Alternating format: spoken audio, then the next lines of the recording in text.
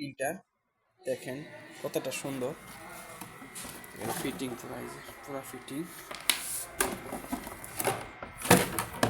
একদম new condition নতুন। এটা আপনার মাতামের নিগা নিব আর কি, এক বাঙালি 3টা ফিল্টার আর কি, এরকম মাতামের মধ্যে 3টা ফিল্টার লাগে আর কি, যাতে পানিটা পরিষ্কার হয়। এবং এটা খোলার জন্য সিস্টেম আছে একটা, দেখেন এটা হলো এটা খোলার জন্য আর কি, কতটা সুন্দর দেখেন।